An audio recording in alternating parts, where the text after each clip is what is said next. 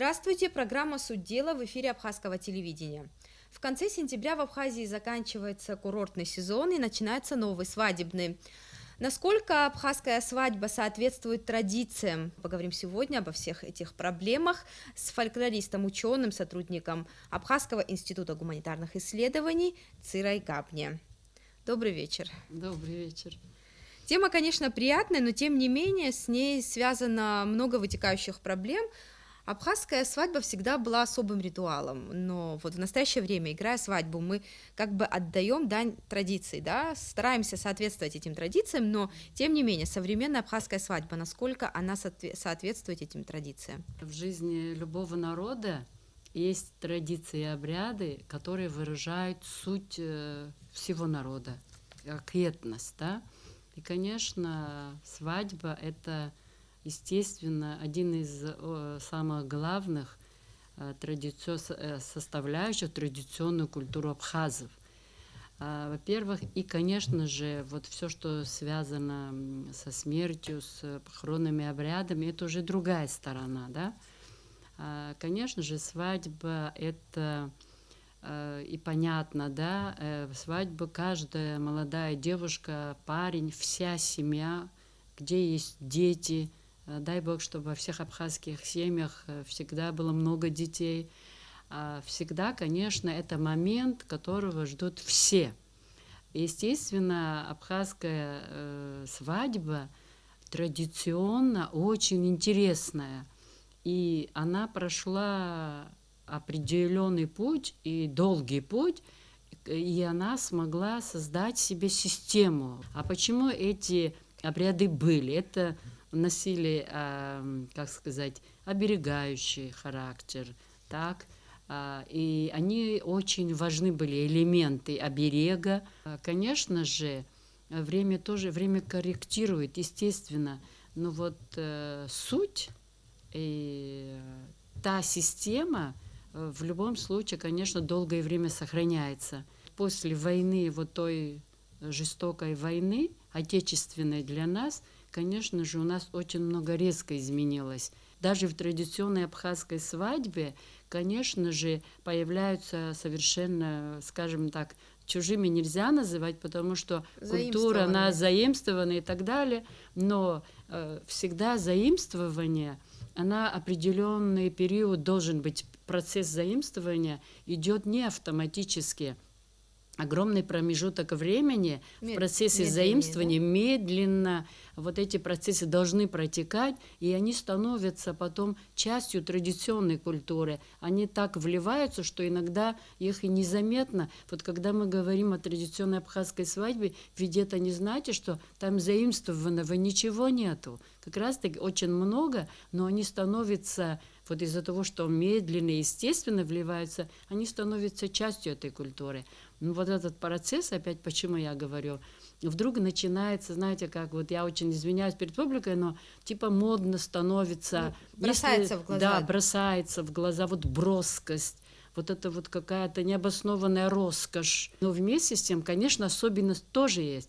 Вот для абхазца и в процессе, вот, и в свадебном ритуале всегда присутствовала скромность.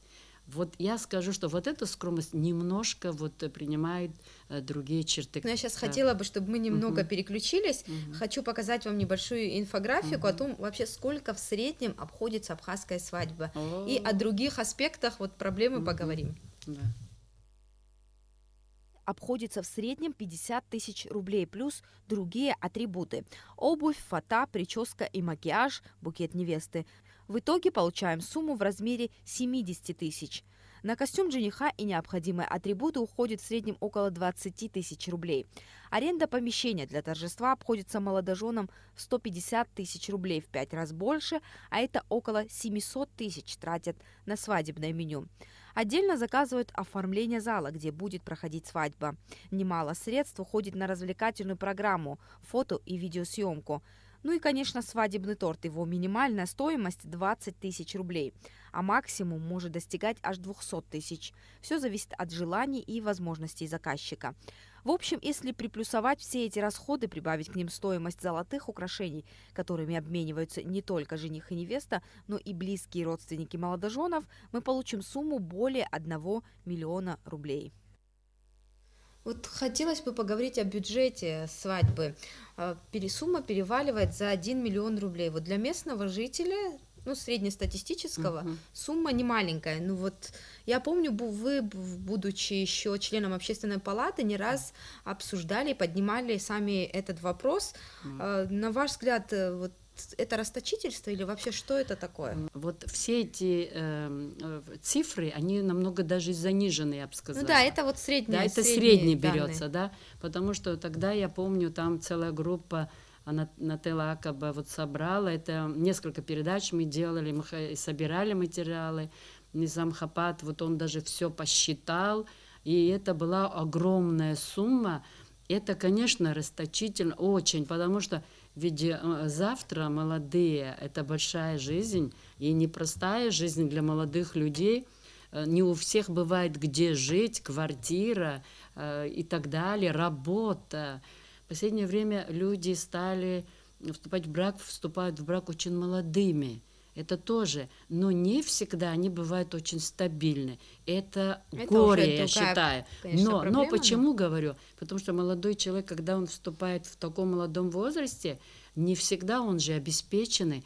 Иногда наши свадьбы, потому мы поднимали этот вопрос, настолько расточительны, и это стало, знаете, как не счастливой частью жизни, а соревнованием каким-то. Особенно интеллигенция, я извиняюсь перед другой публикой, но у нас же мы все люди, но интеллигенция не может себе позволить, скажем так, да, бизнесмен крупный, но бизнесмен настоящий тоже так расточительно не будет относиться. Практически одинаково, кстати, у нас получается, да, ведь играют. потому что у нас такой социум складывается, что это, понимаете ли, стыдно. Мы должны были бы соревноваться, как красивее его провести, как аккуратно, насколько она традиционна и современна. Я никогда не исключаю современных элементов, но насколько они красиво сочетаются даже в еде. Кстати, по поводу меню, что вы думаете? Да, я вот, знаете, как вот... Сейчас очень разнообразное меню. Да, но иногда есть вещи, которые, в общем, и не нужны. И в этом соревновании иногда видишь разное. Мы стали соревноваться и в количестве приглашенных. Да. Человека могут пригласить на 5-6 свадеб, а вот человек получает зарплату, которая несоизмерима с этими расходами. И мы, кстати, вот поинтересовались у психолога ее мнение об этих проблемах. Давайте послушаем вместе с вами. Интересно. Тут на человека сваливается сразу огромный груз проблем и психологических, и финансовых. Все, что связано с организацией свадьбы, это очень нелегкий процесс. А другое дело, какую свадьбу мы делаем? Большую, очень большую. Мы немножко живем по двойным таким стандартам, так скажем.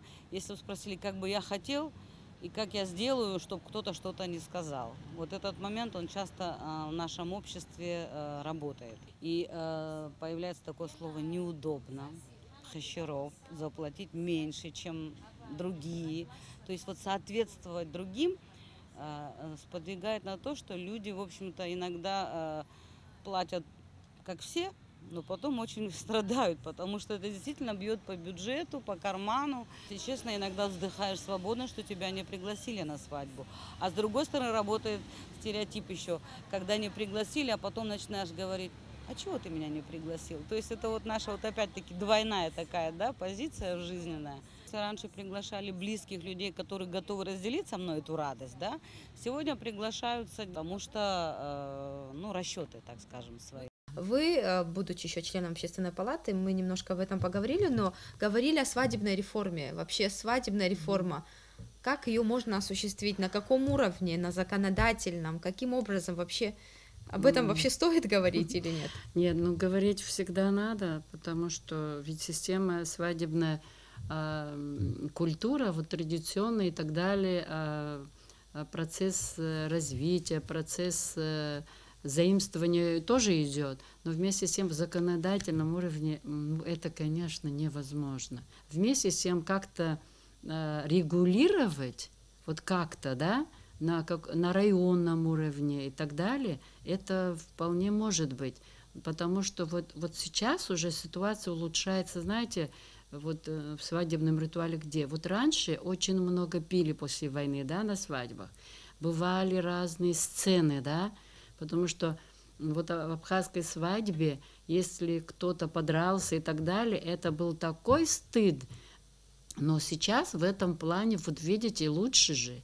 Сейчас почти можно сказать, что таких вот грубых каких-то вот нарушений мы не замечаем, но регулировать в каком плане? Вот все-таки об этом нужно очень часто говорить и стараться брать вот из состояния современной культуры обязательно элементы традиционной культуры, например.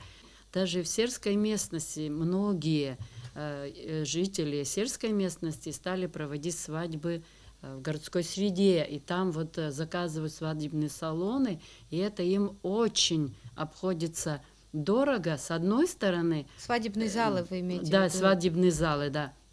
Залы для торжества. Залы для торжества. А с другой стороны, вот это тоже, знаете, как это очень опасно для разрушения полностью вот этой системы традиционной абхазской свадьбы. Потому что все-таки село это всегда это наша надежда, очаг традиционной культуры, его развития. Очень многие общественные палаты, которые это делают, очень немало делает Абхазский институт гуманитарных исследований, тем более делает очень много, пишут об этом, делают об этом. Городской депутатский корпус, почему им не сделать проекты в выездных лекциях, например, о традиционной культуре, почему в городской среде не читать эти лекции, почему не сделать публичные лекции о свадебной традиции, абхазской свадебной традиции, о элементах современности, которые можно внедрить, не нарушая то положительное, которое есть. И почему бы свадебные, уже я видела, несколько свадеб уже было, по-моему, с национальных стилей, да. Но очень большой опыт в Кабарде, в братской Кабарде я видела, у них очень модно выходить в традиционной одежде, на лошадях. Вы представляете, как это красиво? Возвращение вот есть, к истокам. да, Скажите, современным путем, вы понимаете, вот сочетая традицию современную, вот там бы мы соревновались бы, а не в количестве людей, да? Вот есть же общественные вот организации, были АКСШ и так далее. Я сейчас их-то не вижу, но побольше бы вот таких, особенно молодежь вовлекать, чтобы молодежь искала. Скажите, вот это. А вот когда общество уже изменилось, люди, Ага. сознание их изменилось, стоит ли Да. вот таким традициям возвращаться или бороться за эти традиции? Когда уже вот в голове уже вот другие ценности, другая Всегда культура, стоит. вернуть назад это Нет, вообще смысл я бы не есть? сказала, что есть другая культура. Нет, другая культура всегда есть. Но вот мы психолога слушали, но все равно мы все, по крови, менталитет, мы не потеряли, слава Богу. Но просто есть хаос. Это называется все-таки больше хаос, которая не стала традицией, а просто хаос, который ворвался вот этот хаос в традиционную культуру, сопротивляется. Еще как сопротивляется. Если бы традиционная культура не сопротивлялась, даже ребята не сопротивлялись бы, вот хаос нас уничтожил бы. Но нет, мы держимся, я этому радуюсь. Правда, мы держимся. Вот тогда я почему говорю элементы. Вот есть другие формы, как сочетать традицию с современностью. Очень красиво можно это сочетать. Правда, для этого нужны мозги, работа этнологов, модельеров, реклама. Это как это? Это в первую очередь реклама. Тем более реклама для нас очень много значит. В быту Абхаза, в жизни, раньше мы удивлялись, а сейчас реклама – это часть нашей жизни. Я не говорю не брать ничего современного, но я хочу, чтобы мы могли сочетать, да, вот. найти красивое сочетание, и чтобы традиция не плакала, и современная буря очень, если даже не плавно, но чтобы красиво могла влиться, вписалась. Я думаю, что перспектива есть, безусловно. Интересно послушать и мнение наших вообще нашей общественности о масштабах свадьбы и вообще об организации свадьбы. Дай Бог, чтобы больше свадеб было. Это хорошо же, когда молодежь там женится. Ну, у нас же так это сейчас так и проходит. Это норма. Норма как бы 1000-1200. Ну, положительно вы воспринимаете это? Ну, это, конечно, иногда перебор вообще в еде и все, но 1200-1500 играют. Ну, это, конечно, слишком. Я не знаю, как изменить что-то. А что делать, если близкий родственник свадьбу играет? Что теперь? У нас же так принято. Если я считаю, что меня пригласили и не надо было приглашать, я не пойду, конечно. Ну, конечно, это часть нашей жизни. Мы так уже привыкли жить, что свадьбы у нас большие. Не по возможностям даже выше своей головы немного прыгаем. 1500, я считаю, что очень близких людей не может быть. И потом, было бы неплохо, и в других странах же тоже играют свадьбы, приглашают там близких людей, на самом деле близкие по душам, кто за тебя искренне рад, а не так, когда-то с кем-то работал, когда-то с кем-то поздоровался, где-то там, не знаю, в садик вместе ходили. Откуда-то это брать надо. Иногда бывает приглашение на свадьбу больше, чем получаешь заработную плату. И отсюда и долги. Сейчас я считаю, что никого уже ничем не удивишь. Но тем не менее есть такой момент, что если ты что-то не сделаешь, что-то упустил, тогда это запоминается почему-то. Родители часто приглашают, очень много затрат. Я считаю, что это неправильно. Огромные свадьбы на 1000 человек. Максимум, мне кажется, если прям очень хотят огромную свадьбу, наверное, где-то 700-800 максимум. Абхазы умеют свадьбы играть, деньги зарабатывают нормально. Что, плохо разве? Ко всем ходить надо же по-любому. Каждый по своей возможности, если он так делал бы, было бы хорошо в долги не влезать, например, да? Мы все обычно думаем, чтобы красиво сделать, и стараемся угодить их, и где-то что-то, недостатки занимать и на стол ставить. А вот, кстати, мне бы после этого хотелось бы завершить программу обсуждением вашего нового проекта, изучением традиций свадьбы тоже вы занимаетесь, это одна из ваших последних работ. Хотелось бы, чтобы вы рассказали нам и телезрителям, что это такое. Да, с удовольствием, конечно. Но я сейчас хотела бы 2 слова сказать. Знаете, о чем? Меня сильно здесь обрадовало то, что молодежь, мне понравилось, например, молодежь как рассуждает. Видите, понимает. Молодежь-то считает, что это не обязательно. Молодежь не отрицает, что можно еще надеяться. Они знают, что это не совсем то, что нам надо.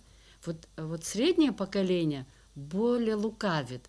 А младшие, мне, например, искренне. Это так, да, и не совсем дети.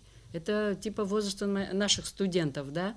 Это очень приятно, значит, надежда есть. Еще как. Видите, они знают, они видят, они понимают и не лукавят, и они найдут выходы, я уверена просто.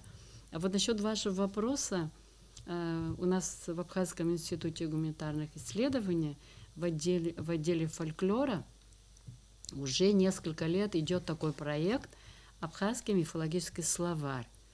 В этом году мы его завершаем. Там участвуют фольклористы, этнологи, языковеды.